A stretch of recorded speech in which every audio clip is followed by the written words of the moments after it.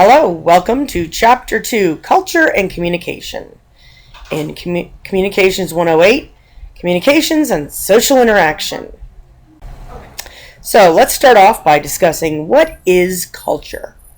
Culture is a system of belief and behavior that defines the way of life for a group or society. It gives people a sense of belonging, tells them how to behave, and how to handle certain situations. Additionally, it defines abstract ideas such as beauty and truth. It sets our norms for appropriate behavior, in other words, what is right and what is wrong, and language. So in terms of culture, it really defines what we believe, how we behave, and how we see the world. Culture is also multifaceted. It is part of who we are, and it is affected by many, many things. So, our generation, if you were born in the 60s, the 70s, the 80s, the 90s, the aughts, your sexual identity, whether you're heterosexual, homosexual, bisexual, asexual, gender, if you're a guy, if you're a girl, if you are somewhere in the sexual fluidity, you're not sure if you are on that timeline of just a binary male or female, what your race is, if you're Caucasian, Asian, Hispanic, etc., the region where you live, if you were born in the United States, if you grew up in Asia, if you grew up in Europe, etc. Also, you can look at it from the perspective of, are you from the suburbs? Are you from the urban area, like a city? Or are you a rural person?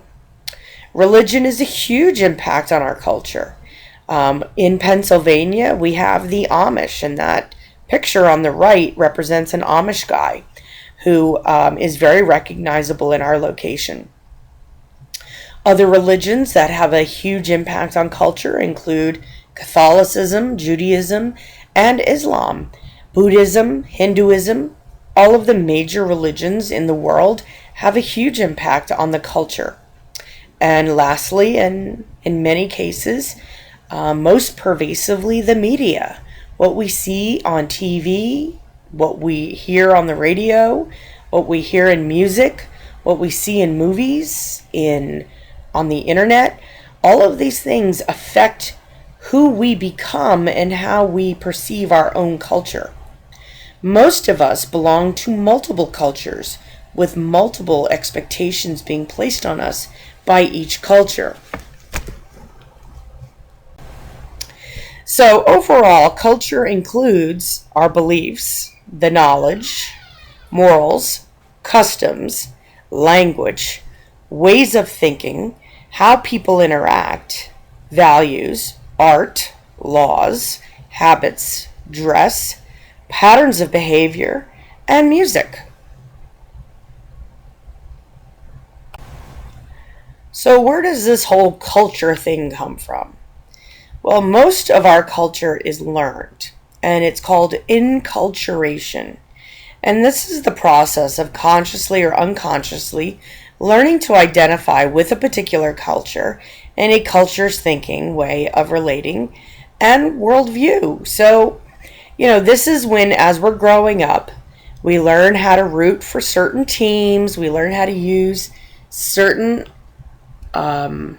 tools, we know a certain kind of music is what we like. As we grew up, we learned that we were going to use a fork and a spoon to feed ourselves. Acculturation is the process of learning, adopting, and adapting to the appropriate behaviors and roles of a host culture. So for some of us, we got a little bit older, we went to a Chinese restaurant and we wanted to try using chopsticks. Others of us may have visited a foreign country and learned how to use a different kind of driving experience. In the United States, we drive using a left-hand side driving experience. Well, you go into Europe and they're going to use a right-hand wheel. So you learn and you adapt.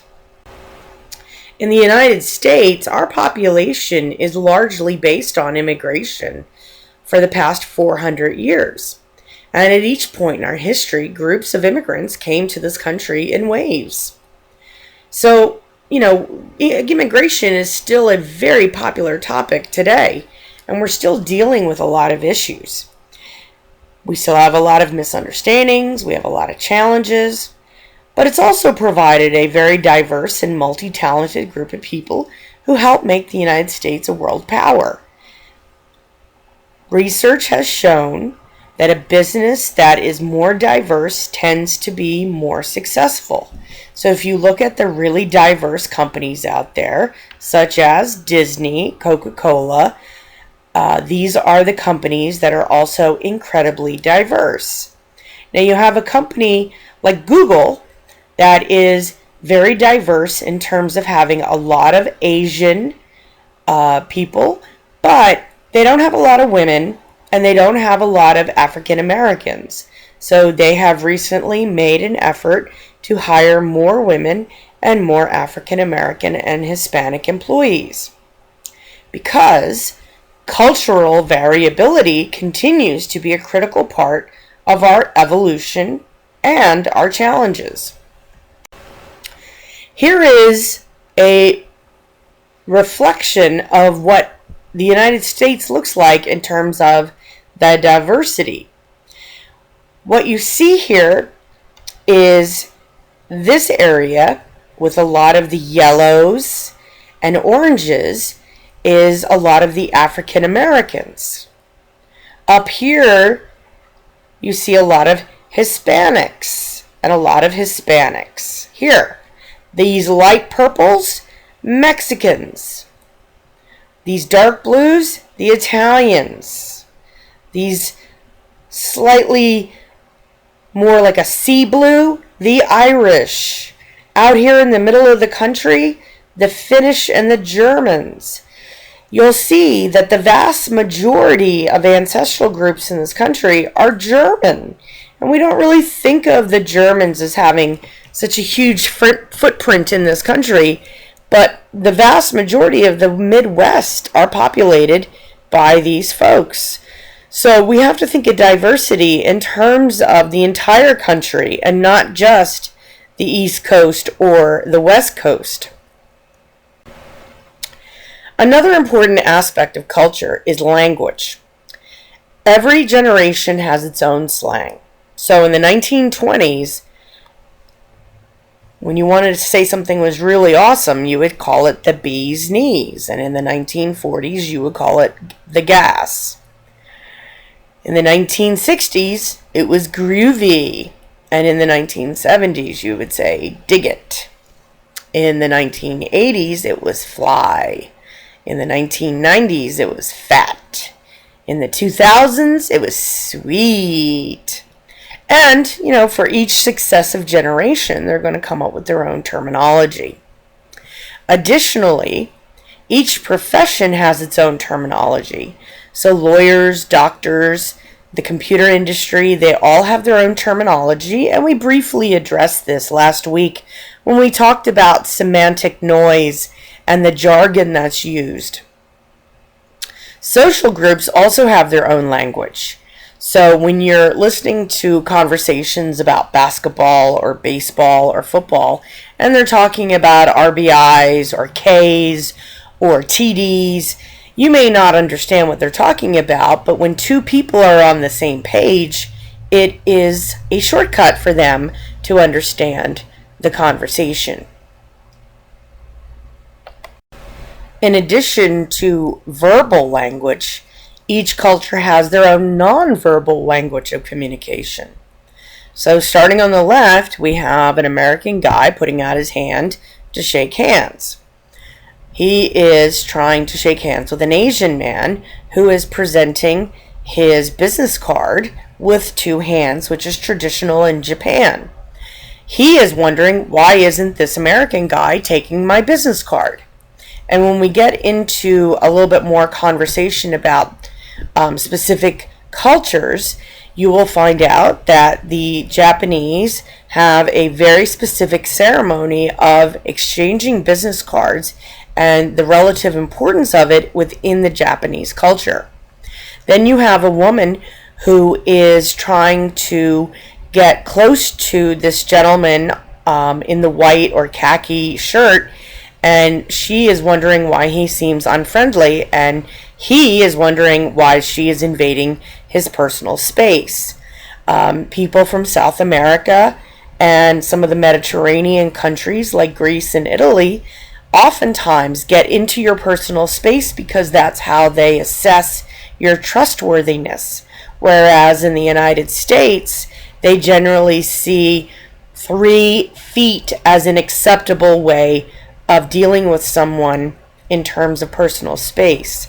The gentleman on the right is doing a traditional greeting called the way, and it is a touching of the hands with a small head bow, and he's waiting for someone to acknowledge him. So these are all very complex nonverbal expectations in communication that are clearly being misunderstood. So why do you have to learn about these other communication styles? Well, technology has allowed us to communicate around the world in seconds, which has expanded our social reach, personally and professionally. So no matter what profession you end up in, whether healthcare, IT, engineering, you're going to be working with people from other countries. Plus, the demographics within the United States have continued to evolve, and more cultures have integrated into the fabric of the United States. So it's highly unlikely that you'll be working in a job where everyone will be a, middle class white American. You will be working with people from other countries. You will be working with people who have been in this country for 20 years, but whose culture has had a deep influence on them. The economic marketplace is now a global marketplace, and many of us will be working with people from different cultures on a daily basis. So specifically, healthcare or computer science. When we are dealing with any help desk issue, we inevitably end up on the phone with somebody who is on a phone call 6,000 miles away. And it is the beauty of the telecommunications that we can do that. Then we have self-awareness, which is learning about other cultures, brings our own cultural activities into sharp perspective, giving us the opportunity to understand why diversity is so valuable. Ultimately, as humans, we crave knowledge. We are curious human beings, and we find great joy in learning new things. So the more things we learn, the happier we are. Then there is something called the cultural variability theory. It was developed by Gert Hofstede at IBM in the late 1960s. And it describes specific areas that highlight the differences between particular cultures and what they value. We're going to look at 4 specific areas in this PowerPoint: uncertainty avoidance, distribution of power, masculinity and femininity, and individualism and collectivism. So let's start off with uncertainty avoidance. And these are the idea of how tolerant a culture is to uncertainty and change.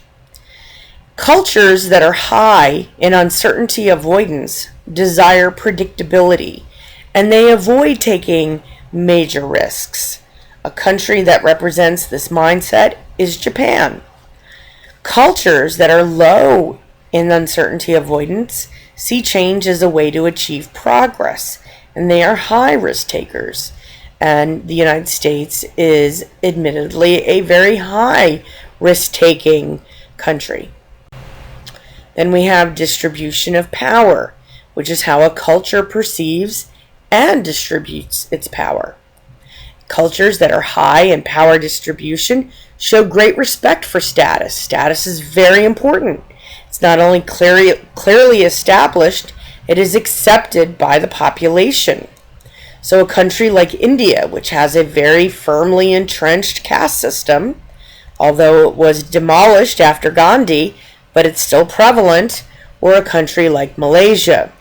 So in India, if you're part of the Brahmin caste and you fall in love with someone who is in a lower caste, or God forbid, the untouchables caste, there is going to be a problem.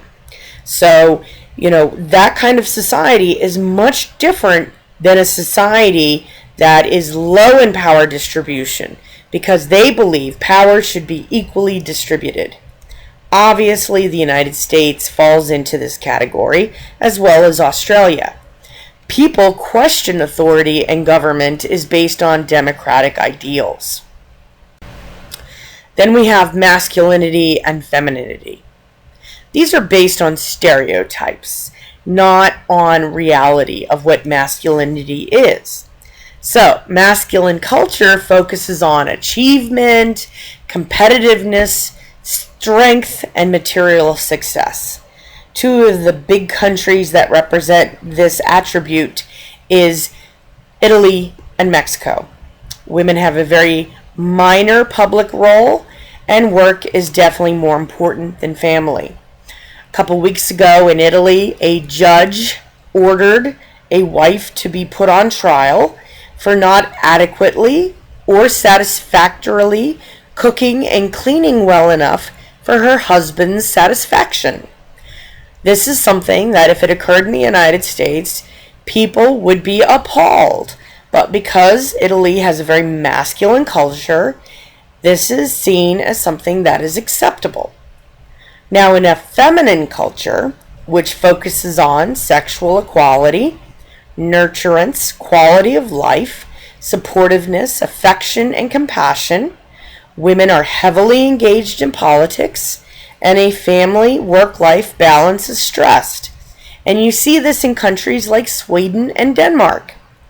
Interestingly, one of the things that really sets these countries apart is the fact that they encourage their fathers to take paternity leave, and they get up to 6 months of paternity leave where they get to stay home and bond with their children.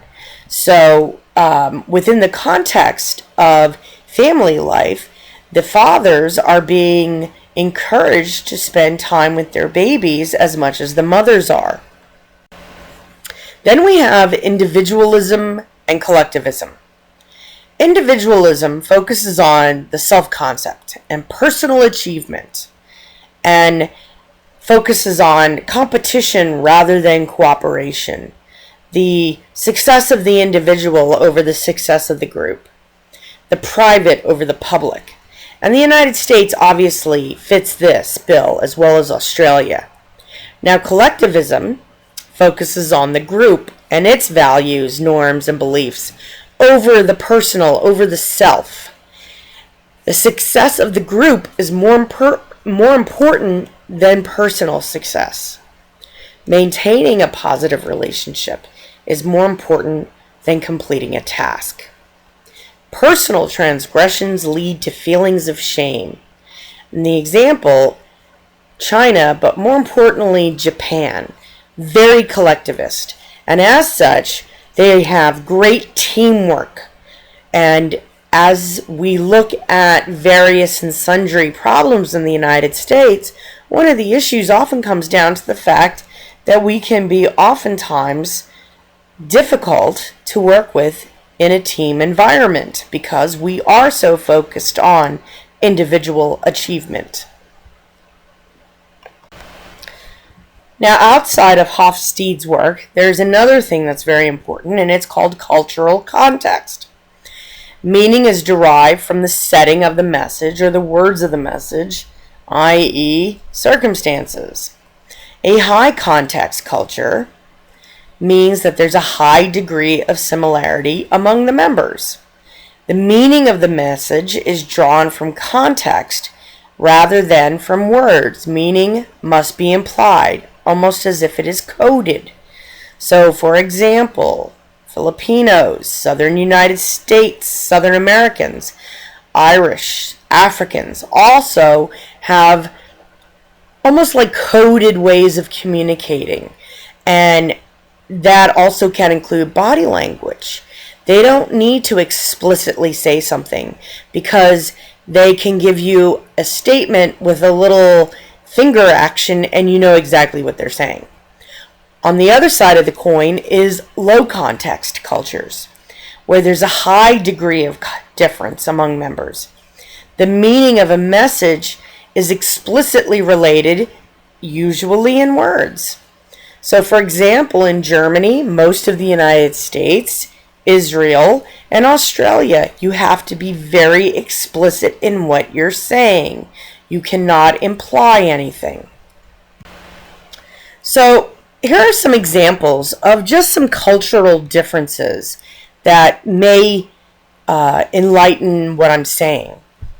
So first we have Americans tend to be much more informal, usually preferring to use a person's first name. So you get introduced, hey, this is Joe Smith. Hey, nice to meet you, Joe.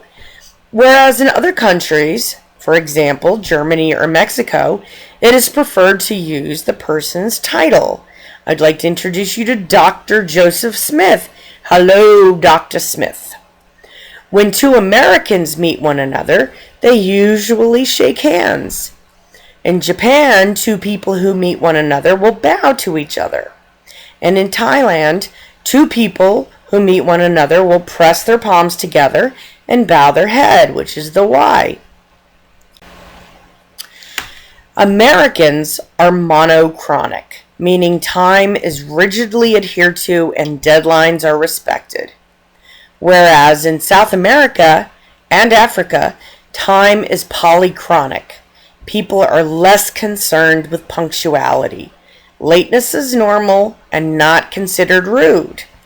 So a lot of times when you have immigrants who come to the United States and you tell them to be at an appointment at 2 o'clock and they stroll in at 2:30, Americans get all apoplectic about it.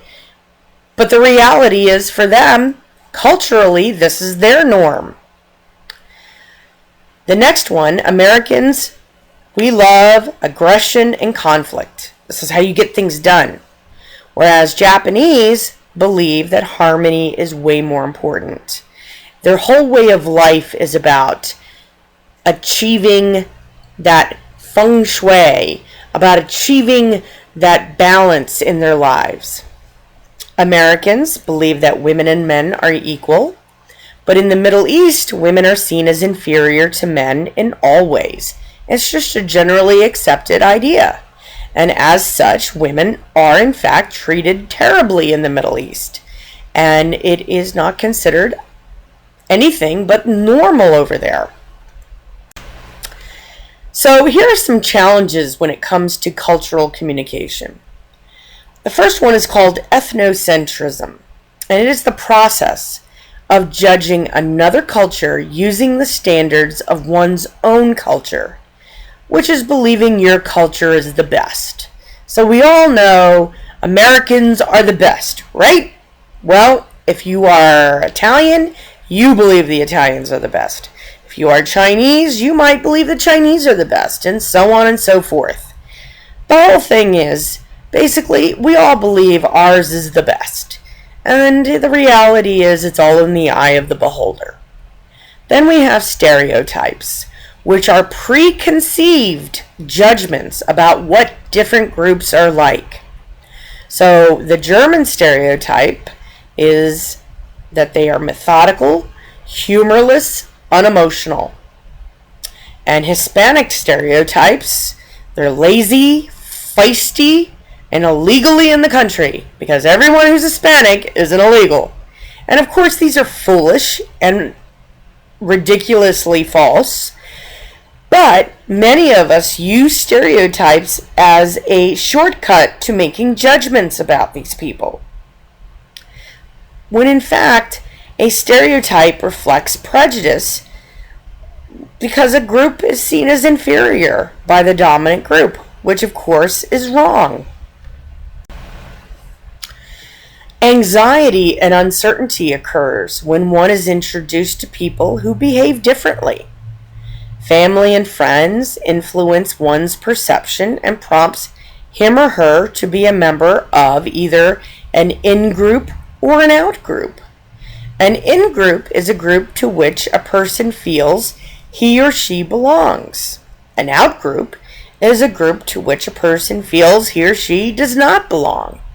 So if you were in high school a cheerleader and you looked at the boys and girls who played in the chess club, they were the out group and your fellow cheerleaders were the in group. Now if you were on the chess club and you looked over at the cheerleaders, they were the out group and your fellow chess players were the in group. The important thing to keep in mind is we tend to view people in the out group in a more negative light than people in the in group we belong to. So if you are a chess player, you may see the cheerleaders as bimbos or idiots, whereas the cheerleaders may see the chess players as nerds and dorks. Doesn't mean that you're all not lovely, nice people, but we have these, again, preconceived judgments that stereotype people. So, how do we develop our cultural communication skills? 1, we have to know our biases and stereotypes, and then work to eliminate them. We need to forge intercultural friendships and relationships with others in order to become better people. We need to tolerate the unknown, and that includes being patient with ourselves as well as others. None of us can be 100% all the time. The next one is very important. We need to practice cultural respect. We have to avoid cultural imperialism, which is when you impose a way of thinking and behaving upon another culture. Instead, practice cultural pluralism, which is accepting different cultural practices within the larger culture. So, for example, you can respect someone who listens to country music even if you're not a big fan of country music. You can appreciate that someone would enjoy sushi even if you would not eat sushi. Don't negate someone's appreciation for something just because it's not something that you would like. Educate yourself. Read about other cultures. Learn through others by listening to community lectures, discussions about cultural groups, talking with people of different cultural groups. Ask questions in a respectful way. They will enjoy talking about their culture. Develop a cultural empathy. This is the ability to understand the experiences of people from diverse cultures and to convey that understanding responsively. Finally, be prepared for consequences. It's not always going to go well, but work towards preempting potential problems.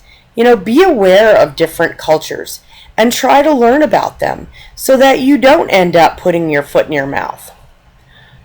Relate to the individual, not the culture.